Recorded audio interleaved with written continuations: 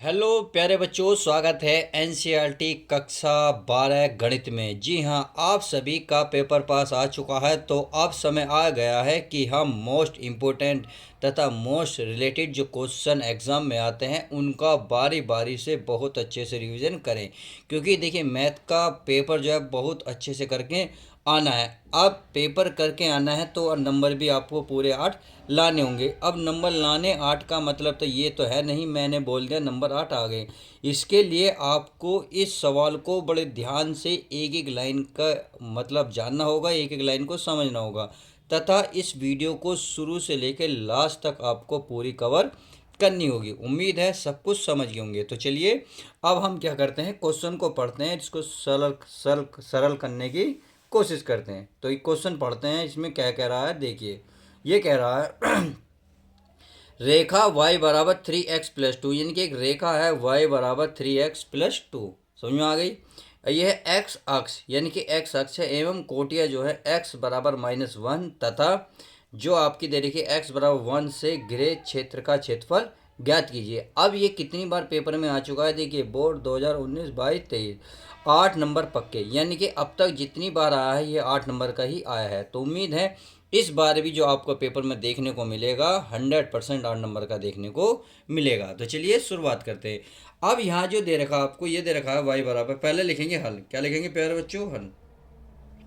तो चलिए हल मैंने लिख लिया है। यह है y बराबर 3x+2। अब x की वैल्यू दे रखी है एक, x पर -1, एक दे रखा है x बराबर 2। अब मैं एक कोष्टक बना लूँ, तो चलिए मैं एक कोष्टक बना लेता हूँ ताकि आपको अच्छे से समझ में आ जाए। चलिए ये बन गया हमारा एक कोष्टक, ये x हो गया, ये हमारा y हो गया। सही है। अब जब हम x बराबर -1 इस समीकरण में रखेंगे, समीकरण कौन सी? एक में। आप खुद बताइए, जब x बराबर -1 रखूँगा तो -1, तो माइनस के 3 हो जाएंगे, -3 में से 2 जाएंगे, कितना बचेगा? -1।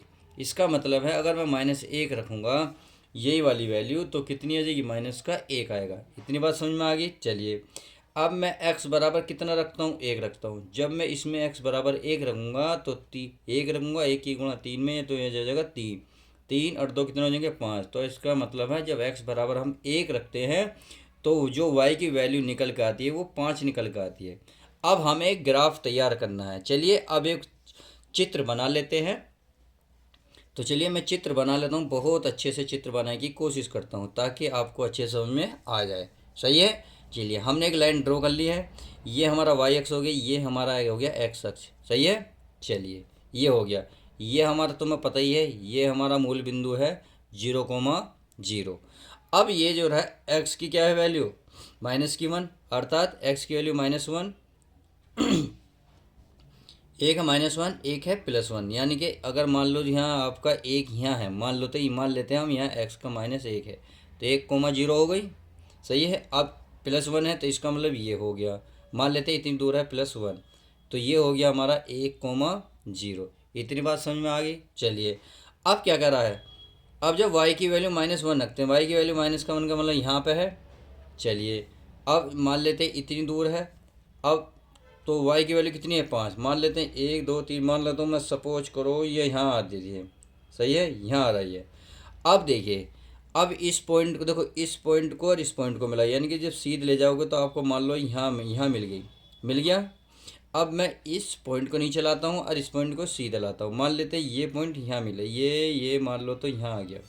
सही है, ये आ गया। और ये पॉइंट थोड़ा सा मैं मान लेता हूँ, चलिए इधर आ रहा है, ये यहाँ आ रहा है, थोड़ा सा गलत बैठ रहा है, ये आ गया। देखिए मैंने एक आईडी सी बनाया है, आपको बता रहा हूँ। अब करना क्या है, इस लाइन को ड्रॉ कर लेते हैं। जब आप इस लाइन को ड्रॉ करोगे तो ये इससे इससे इस तरीके से टच करेगी। सही है, ये हो गई। अब इसे टच करने के बाद आप इसे सीधी मिला लो, यानी कि 1 पे मिला लो जी। ये जो है आप इसको ऐसे मिला लो, मिल गई। अब इसको मिलाने की तो ज़रूरत है नहीं, परंतु इसको ज़रूरत है। क्यों? क्योंकि देखिए इसने बोला एक्स अक्ष, क्या बोला? एक्स अक्ष। तो यानी कि एक्स अक्ष ये रहा और एक्स अक्ष ये रहा। तो इसी को कह रहा है कि ये जो आपकी परछाई तैयार हुई है, इसी को बताइए, इसके छांग की जो आपका एरिया है उसका क्षेत्रफल क्या होगा। आई होप इतनी बात समझ गए होंगे। अब आपको ये पॉइंट तो मिल गया कि -1 है और 0 है। ये भी पॉइंट पता है, पर अब ये आपको पॉइंट ये नहीं पता जहाँ ये एक्स अक्ष पे टकरा रहा है, ये पॉइंट क्या है। तो देखिए ये पॉइंट निकालने के लिए आपको y बराबर क्या रखना होगा, समीकरण एक में 0 रखनी होगी। क्या रखनी होगी, 0। तो चलिए मैं रख लेता हूँ, यहाँ लिखता हूँ समीकरण समीकरण एक से, क्या, समीकरण एक से यह y बराबर 3x+2 और y बराबर 0 रखें, क्योंकि हम x अक्ष इस अक्ष पे ले रहे हैं, तो इस अक्ष पे तो y बराबर क्या होगा, 0। अब चाहिए हमें x अक्ष, तो चलिए 0 पर जब y बराबर 0 रखूँगा तो ये हो जाएगा 0 बराबर 3x+2। तो दो को इधर लूँगा, माइनस का हो जाएगा, गुणा की चीज़ भाग में हो जाएगी, तो बराबर x। तो इसका मतलब है जो x की वैल्यू निकल कर ये यहाँ जो पॉइंट बना है, ये बना है आपका -2/3 और कोमा y की वैल्यू 0।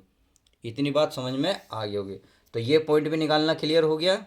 अब इसकी सारी परछाई निकालनी है। देखिए अगर पेपर में 8 नंबर पाने हैं तो बहुत ध्यान से इसको देखना होगा। अब आगे चलते हैं, आगे कुछ नहीं करना, अब छायांकित भाग का क्षेत्रफल निकालना है। मान लेते हैं, देखिए इसको पॉइंट मान लेता हूँ मैं, जो टकरा है ये वो मान लेते हैं ए, और ये पॉइंट है ये वाला जो है ये मान लेता हूँ मैं बी, और ये मान लेता हूँ प्यारे बच्चों सी। क्या मान लेता हूँ, सी। चलिए सी मान लिया, मैं लिख दिया। अब आगे देखते हैं, सी के बाद क्या लिखे, डी। मान लेते हैं ये पॉइंट जो है आपका जहाँ ये है आपका हो गया डी, और ये जो लास्ट में बचा ये मान लेता हूँ मैं ई। इतनी बात समझ में आ गई। और ये मूल बिंदु है 0, सही है, यानी कि ओ। ये हमारा क्या है, एक्स अक्ष, और ये क्या है हमारा वाई अक्ष। इतनी बात क्लियर। तो अब यहाँ क्या लिखेंगे, यहाँ लिखेंगे अभीष्ट क्षेत्रफल। क्या लिखेंगे, अभीष्ट क्षेत्रफल। चलिए मैं लिख लेता हूँ, यहाँ आपको दिख रहा होगा, आपको मैं दिखा देता हूँ अभीष्ट क्षेत्रफल। ये हो गया अभीष्ट क्षेत्रफल। चलिए मैंने लिख दिया। अभी क्षेत्रफल कौन सा, एक तो ये वाला भाई ए बी सी ए, क्षेत्रफल एक है हमारा ए ई डी ए। क्षेत्रफल दो ही क्षेत्रफल है, तो हम लिख लेते हैं। तो यहाँ लिख देता हूँ मैं ए बी सी ए, यानी कि ए बी सी ए का क्षेत्रफल, सही है। फिर हो गया प्लस, अब ये वाला इसका नाम क्या, डी ई ए डी का क्षेत्रफल, यानी कि क्या कह सकते हो आप, ए डी भी कह सकते हो, ए डी ई ए का क्षेत्रफल। उम्मीद है ये बात आपकी समझ में आ रही होगी। चलिए ये बात समझ में आ गई होगी, तो अब सीधे सीधे इसकी वैल्यू रख लेते हैं। इसका क्षेत्रफल क्या है, चलिए अब देखिए एक बात और ध्यान देखो, आपको ये वाला जो छायांकित भाग दिख रहा है ये आपका पॉजिटिव नज़र आ रहा है, क्योंकि ये वाई अक्ष के और एक्स अक्ष के धन दिशा में है, परंतु एक्स अक्ष की ये ऋण दिशा में, यानी कि नीचे की ओर है तो ये माइनस में है। तो इसको जब छायांकित, क्योंकि क्षेत्रफल क्या होता है, ऋणात्मक नहीं होता, तो इसलिए आप इसको हम मोड लगाना होगा। क्या लगाना होगा, मोड। अब ये कहाँ से शुरू हुआ, -1 से। कहाँ से, -1 कहाँ तक है, ये रहा माइनस का 2/3 और इंटू क्या निकलेगा, इसका समीकरण, यानी कि y की वैल्यू कितनी, y की वैल्यू क्या है 3x+2। इसको यहाँ रखने, यानी कि 3x+2 इंटू dx। समझ में आ गया, मोड लगाओ, फिर प्लस, प्लस है प्लस। अब इसका क्षेत्रफल किसका, A D E A D E ए या डी ई ए डी, आपको पूरा कंप्लीट लेना है। चलिए अब ये कहाँ से कहाँ तक चालू है, ये यहाँ से चालू है, क्या है, -2/3 से। कितने, -2/3 से कहाँ तक है, इस पॉइंट तक। ये पॉइंट कितना है, 1, तो ये होगा 1 इंटू वाई की वैल्यू क्या रहेगी, वही रहेगी जो इसमें रखी हुई है 3x+2 इंटू में dx। देखिए यहाँ तक है समझने की सारी बात, क्योंकि ये चीज़ तो ये है थोड़ा सा टफ, बाकी तो सारा इजी है, सारा सब कुछ कवर कर लोगे। अब सीधा सीधा क्या करते हैं प्यारे बच्चों, इसका क्या करते हैं, समाकलन। जब आप इसका 3x का समाकलन करोगे, 3 तो बाहर आएगा, x का हो जाएगा x²/2। क्या हो जाएगा, 3x²/2 प्लस यहाँ 2 इसकी गुणा 1 है, तो इसका क्या हो जाएगा, x। क्या हो जाएगा, x। और इसकी क्या है, लिमिट है इतनी, -1 से लेके कितनी है, -2/3 प्लस। अरे हाँ मोड लग रहा है, चलिए मोड भी लगा लेते हैं। आ गया। ये है आपका, ये हमारा इसका भी यही आएगा 3x² बटे 2 प्लस 2x। सही है। और इसकी भी जो लिमिट है वो रख लेते हैं -2/3 से लेकर 1 तक। उम्मीद है ये बात आपकी समझ में आ गई होगी। अब हम क्या करते हैं प्यारे बच्चों, इसमें लिमिट रख लेते हैं। तो चलिए नेक्स्ट पेज पे मैं लिमिट रखता हूँ। तो देखिए प्यारे बच्चों, मैंने लिमिट रख ली है। अब लिमिट को सोल्व कर लेते हैं। हम क्या कहें, पहले अपर लिमिट रखी जाती है, फिर लोअर लिमिट। ये मैंने अपर लिमिट यहाँ रखी है, लोअर लिमिट रखी है। इसी प्रकार इसमें अपर लिमिट रखी है, फिर लोअर लिमिट रखी है। क्लियर है। अब चलिए इसको सोल्व कर लेते हैं। अब देखिए ये तो रहेगा हमारा 3/2, 2 का स्क्वायर 4, 3 का वर्ग 9, ये प्लस माइनस माइनस 2 दूनी 4/3। समझ में आ गई।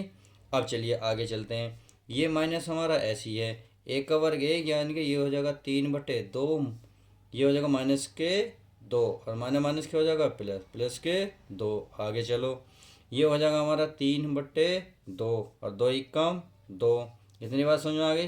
फिर माइनस, तो चलिए ये हो जाएगा हमारा 3 गुणा 2 का वर्ग 4, ये हो जाएगा 3। ये हमारा जो हो जाएगा, देखिए मैं एक कुछ चीज़ भूल रहा हूँ, शायद इसमें क्या आएगा, इसमें हमारे प्यारे बच्चों, इसमें 2 आएगा। कितना आएगा 2। क्यों, क्योंकि जो लिमिट यहाँ रखी हुई है वही चीज़ यहाँ चल रही है। क्लियर है। चलिए 3/2 का वर्ग 4, 3 का वर्ग हो जाएगा गुणा में 9। फिर देखिए ये माइनस है, ये क्या है हमारा प्यारे बच्चों, ये होता है हमारा माइनस। तो माइनस है, माइनस माइनस क्या हो गए प्लस, क्या हो गए, सॉरी ये तो प्लस है, plus plus sorry plus, plus minus minus और माइनस माइनस प्लस। तो हो गए 2 दूनी 4/3। अब देखो थोड़ा सा सोल्व हो जाता है तो कर लेते हैं। अब देख लेंगे ये माइनस है, ये प्लस है, कैंसिल हो गए। अब देखो ये माइनस है, ये प्लस, कैंसिल हो गए। अब क्या बचा हमारे पास, ये बचा, ये माइनस है, ये प्लस है, ये भी कैंसिल हो गए। बचा कितना भाई, बचा तो हमारे पास 2 और 2 4। ये क्या गड़बड़ हो गई, कुछ चीज़ में गड़बड़ हो गई, एक बार चेक कर लेता हूँ मैं। तो पहले बच्चों ये सारा सही है, तो 2 और 2 कितने हो गए, 4 हो गए। और यही आप इकाई लिख सकते हो और यही आपका फाइनल आंसर आ जाएगा। तो इस तरीके से आपको 8 नंबर लाने हैं। तो आपको इस वीडियो को कंप्लीट देखना होगा, बहुत अच्छे से समझना होगा। तो चलिए अब ऐसे ही सवाल नेक्स्ट वीडियो में लाते हैं। जब तक के लिए दोस्तों take care, love you guys. प्यारे बच्चों अपना ध्यान रखें, टेक केयर।